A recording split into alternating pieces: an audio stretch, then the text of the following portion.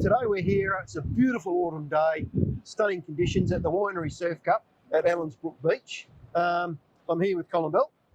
How are you? Good, mate. How are you going? So what we're going to talk about with Colin is vintage 2024. I think it would go down as one never seen before. Well, it's one of a kind. I don't think it's got a peer, that's for sure. Yeah. So probably the first thing, let's just talk about the weather all the way through. Well, the weather sort of speaks for itself, Mike. It's another clouдлess day in Margaret River. And for those who've spent a lot of time in Margaret River, I don't think I've ever seen so many cloudless days. Yeah. Would you agree? No, that's absolutely amazing and very dry. Incredibly dry. Water conditions, I think everyone's dams are running low. And well, it's sort of almost got beyond that point. You know, that was last month when the dam went low. And now, you know, probably the most concerning thing for people who've been in the area a long time is just seeing the native bush. Yeah. I've never driven up and down Caves Road and seen trees, you know, good sized married trees actually dying. Yeah. So I think we're all in a position now with vintage over, and probably for the first time ever, even during vintage, I was hoping it was going to rain.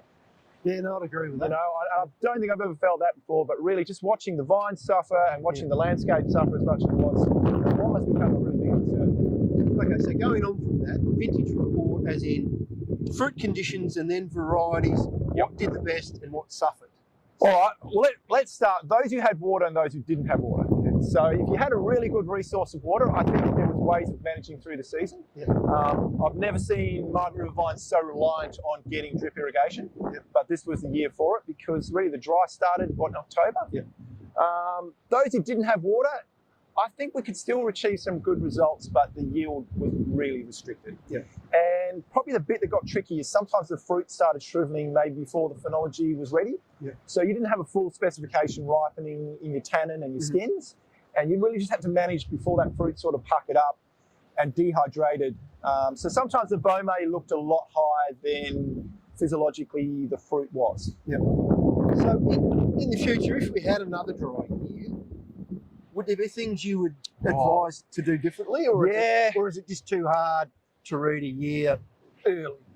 I don't know. I don't think it is. I think we knew in spring there was things we did. I think some people opened up canopies that probably regretted it. I don't think many did. Even with the trimmer, I probably thought I trimmed a lot looser this year and tried to provide a bit of shade and let the vine protect itself a little bit. The only one I sort of sat there thinking is we don't use a lot of protection like clays and different products.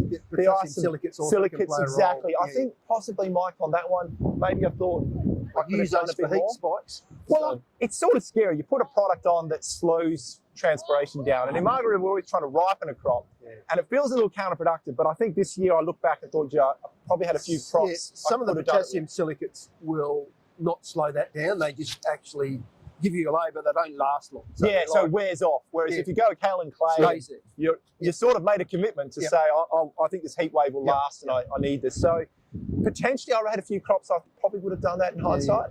But hindsight's a beautiful thing. That's what, we have to do something, but it was all good.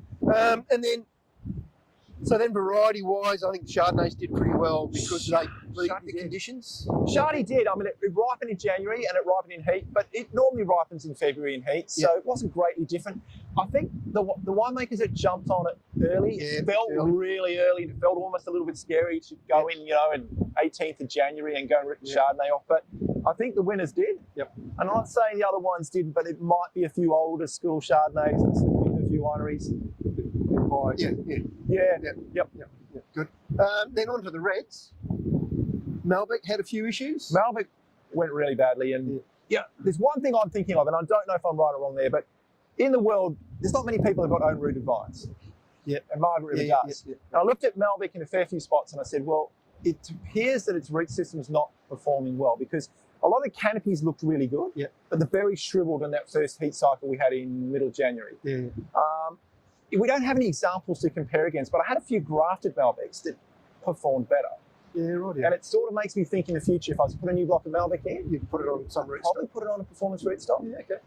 And seeing how many crops failed this year, it would be hard to not justify doing it. 80% I saw in places. And because we can't go to another region with own rooted vines, because we're such a rarity, we can't go around the world and see if that information exists. So we're almost going to have to cut that one out ourselves.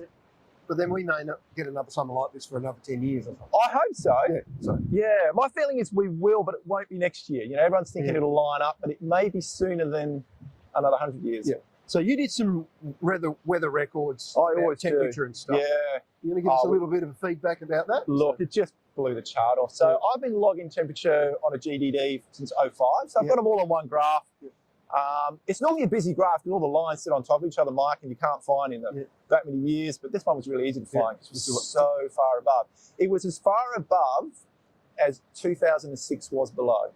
Yeah, okay. If I remember how cold 06 was, that line sat so low on the graph. Well, finally I got one that sits above in that same distance. Two separations. Yeah, the two extremes. 18 years apart. Yep. Yeah, nice. Winemakers, what was their feedback? I think starting vintage early was confusing for some. I think staff weren't around. I think there was a lot of logistics going on that was really difficult. And there was a feeling of who's going to go first and who's going to say, well, this fruit's ready to go. I think the whites were easy. We're not looking for that phenology ripeness in white. So I think the decision was, well, the specs are there, and if the acid was still in the fruit, then take it off and make some white. I think it got trickier in the reds because, you know, we're suddenly in February harvesting reds in Margaret River. And I mean, you've been in this game a long time, Mike. It's uncharted territory for us to be there. I thought Shiraz performed okay. Shiraz was difficult. I think Cabernets looked pretty good. But I think you had to wait a little bit too, which was painful. And some of those Beaumets prepped up, and they will be hard to get through ferment. But just to get that seed and the rest of the fruit in position right, it did take a little bit more hang than we wanted. But in saying that, we're still finished a month earlier than normal. You know, it's people, 6 weeks. Which has given us the opportunity to have the Winery Surf Cup. There we go. So I've been busy for the last few years, and everyone gets busy. So we sort of don't get it done. And then I thought, well, we've got a whole month. We've got no excuses. And you picked the day. Look at the conditions. Well, we did our best. So it's like, perfect. So, we've been doing these since 2001. But we've had a bit of a break. So it's good to get back down here with everyone, see a few old faces, and really encouraging to see a lot of young faces. Good. That's what we need in the industry. Some more young people coming in. So it's really good. Right. Thanks very much for the wrap up, and good luck with the Surf Cup. Thanks, Mike. Thanks, Colin. Cheers. Good to see you.